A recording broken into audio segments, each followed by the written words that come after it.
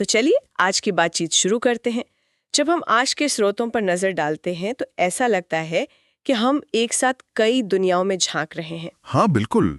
एक तरफ राष्ट्रीय सुरक्षा और आतंकवाद पर सख्त कार्रवाई की बात है। और दूसरी तरफ महिला क्रिकेट लीग का उत्साह, कहीं बंदरगाहों के विकास की बड़ी योजनाएं हैं तो कहीं अंतर्राष्ट्रीय कूटनीति की बारीकियां। और यही आज की चर्चा को दिलचस्प बनाता है।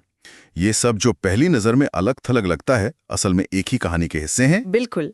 तो चलिए इन अलग अलग खबरों के धागों को जोड़कर देखते हैं कि आज हमारे सामने क्या तस्वीर उभरती है। हाँ, ये देखना दिलचस्प होगा कि ये सभी घटनाएं एक राष्ट्र की प्राथमिकताओं, उसकी चुनौतियों और आकांक्षाओं को कैसे दर्शाती हैं। तो शुरुआत करते हैं सबसे पहले और सबसे जरूरी पहलू से, राष्ट्रीय सुरक्षा।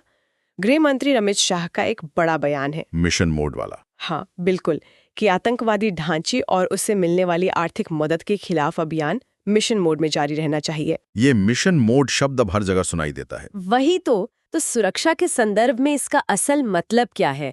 क्या ये पहले से अलग है? देखिए, ये सोच में एक बहुत बड़ा बदलाव है। मिशन मोड का मतलब है इंतजार ना करना। मतलब प्रतिक्रिया देने के बजाय? बिल्कुल। अब सुरक्षा एजेंसियां सक्रिय रूप से आतंकी नेटवर्क को खोजेंगी, उनकी फंडिंग को रोकेंगी और हमला होने से पहले ही उन्हें निशाना बनाएंगी।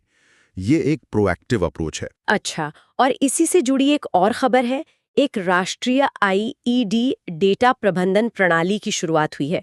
ये सुनने में तो बड़ा टेक्निकल लग रहा है। हाँ, है तो टेक्निकल, लेकिन ये उस मिशन मोड का दिमाग है, कह सकते हैं। वो कैसे? अब तक क्या होता था कि देश में अलग अलग जगह जो भी आईईडी धमाके होते थे, उनका डेटा बटा हुआ था अलग अलग एजेंसियों के पास। सही। ये सिस्टम उस सारे डेटा को एक जगह लाएगा, लेकिन इसकी असली ताकत है पैटर्न को पहचानना। पैटर्न? जैसे कि क्या किसी खास तरह का विस्फोटक इस्तेमाल हो रहा है, क्या कनेक्शन का तरीका एक जैसा है।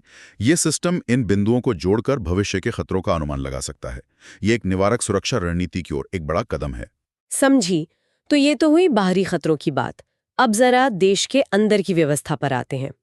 दिल्ली की राउज एवेन्यू अदालत ने रेलवे में नौकरी के बदले जमीन भ्रष्टाचार मामले में आरोप तय किए हैं। हाँ, राष्ट्रीय जनता दल अध्यक्ष लालू प्रसाद और उनके परिवार के सदस्यों के खिलाफ।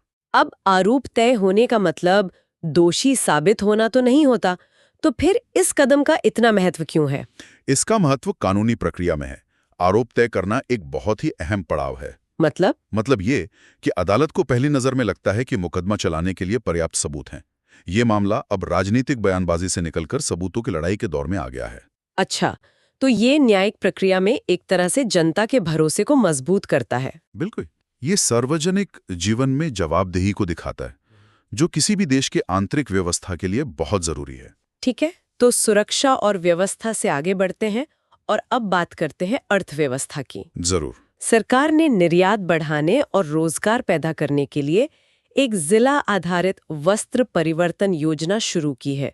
मुझे ये जिला स्तर पर ध्यान देना काफी रोचक लगा। ये बहुत महत्वपूर्ण है।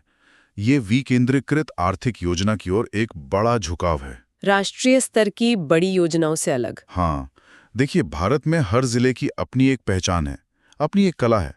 कपड़ा उद्योग में तो ये और भी ज्यादा सच है। सही बात है। तो ये योजना हर जिले की उसी खासियत और क्षमता को पहचान कर उसे बढ़ावा देने पर केंद्रित है। ये एक साइज सबके लिए फिट नहीं आता वाले सिद्धांत पर आधारित है। इसी तरह की एक और खबर है तमिलनाडु से। वहां समुद्री क्षमता बढ़ाने के लिए 235 करोड़ रुपए की बंदरगाह से जुड़ी परियोजनाएं शुरू की गई हैं। निश्चित रूप से। और इसका असर सिर्फ तमिलनाडु तक सीमित नहीं रहेगा। वही मैं सोच रही थी। बंदरगाह का विकास सिर्फ व्यापार के बारे में नहीं होता। ये पूरी सप्लाई चेन को मजबूत करता है, कनेक्टिविटी सुधारता है और उस पूरे क्षेत्र के आर्थिक तंत्र को गति देता है। बिल्कुल। ये एक तरह से राष्ट्रीय आर्थिक सुरक्षा में एक लंबा निवेश है।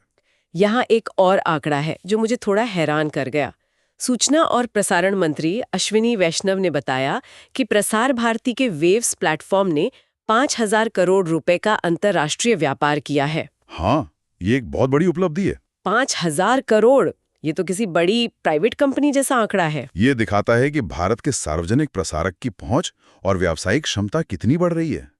वो अब सिर्फ कंटेंट नहीं बेच रहे हैं, तो और क्या बेच रहे हैं? वो टेक्नोलॉजी भी बेच रहे हैं। उन्होंने जो डिजिटल प्लेटफॉर्म बनाया है, उसकी मांग दूसरे देशों में भी है। ये डिजिटल मीडिया में भारत की बढ़ती ताकत का प्रतीक है। अच्छा, और एक और खबर है। रेल मंत्री अश्विनी वैष्णव रेलवे के 100 अधिकारियों को अति विशिष्ट रेल सेवा पुरस्कार प्रदान करेंगे। क्या ये सिर्फ कर्मचारियों का मनोबल बढ़ाने के लिए है? मनोबल बढ़ाना तो एक हिस्सा है, लेकिन भारतीय रेलवे जैसे विशाल संगठन में इस तरह की मान्यता उत्कृष्टता की संस्कृति को भी बढ़ावा देती है। ये देश के परिवहन ढांचे की रीढ़ को मजबूत करने का एक तरीका है। समझ गई। तो अब यहाँ से बात और भी दिलचस्प हो जाती है। अब चलते हैं वैश्विक मंच पर। जरूर। विदेश मंत्री एस जयशंकर ने फ्रांस के राष्ट्रपति इमैनुएल मैक्रोन से मुलाकात की है। चर्चा का विषय था वर्तमान वैश्विक घटनाक्रमों के मद्देनजर भारत फ्रांस साझेदारी। ये मुलाकात बहुत मायने रखती है। क्यों? क्योंकि मौजूदा अस्थिर वैश्विक माहौल में यूरोप के प्रमुख सहयोगियों के साथ संबंधों को गहरा करना भारत के लिए बहुत जरूरी है, और फ्रांस हमारा एक बहुत मजबूत रणनीतिक साझेदार है। रक्षा और अंतरिक्ष जैसे क्षेत्रों में? हाँ, रक्षा, अंतरिक्ष, भू राजनीति, कई क्षेत्रों में। तो ये मुलाकात एक तरह से अपनी रणनीति को और कसने जैसा है। और इसी रणनीति से जुड़ी एक और खबर है। रूस से तेल खरीदने पर एक अमेरिकी विधेयक आया है जिस पर टैरिफ लगाने की बात है, और भारत ने अपना रुख साफ कर दिया है। बिल्कुल।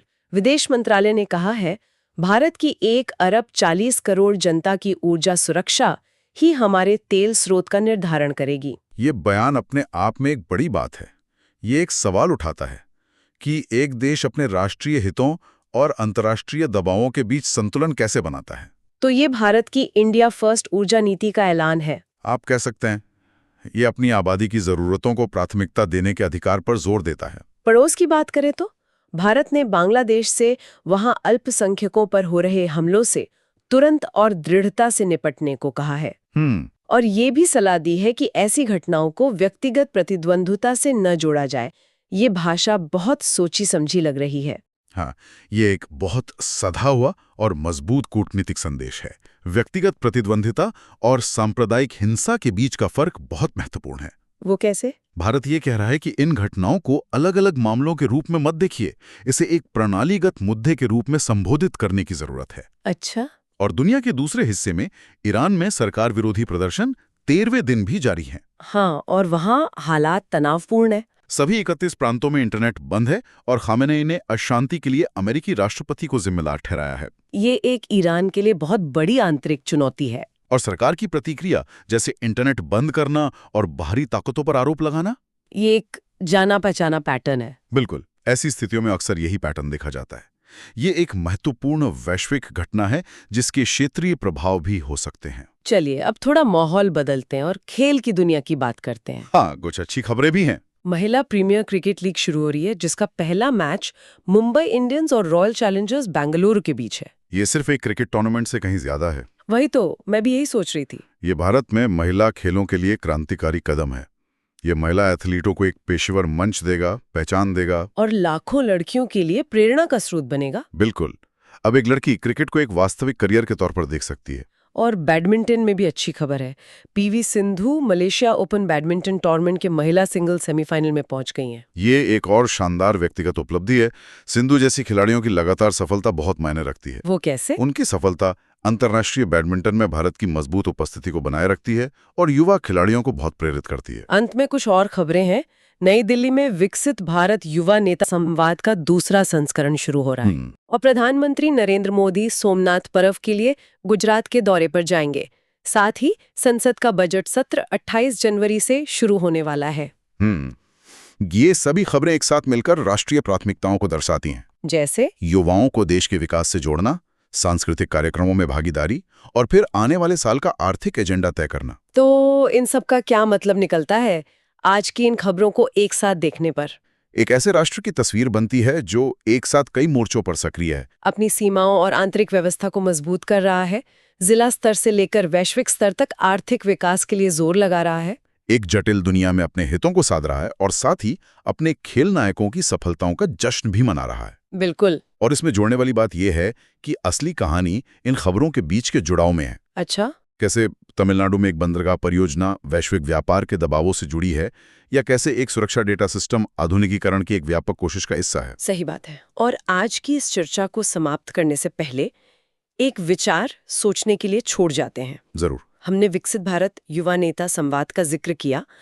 ये सोचने पर मजबूर करता है कि आज हमने जिन विभिन्न क्षेत्रों पर बात की, सुरक्षा, अर्थव्यवस्था, विदेश नीति, खेल, अगर आज के युवाओं को देश के लिए कोई एक सबसे बड़ी प्राथमिकता चुनने के लिए कहा जाए तो वो क्या चुनेंगे? और क्यों? ये ज्यादा जरूरी सवाल है। बिल्कुल, तो वो क्या चुनेंगे और क्यों?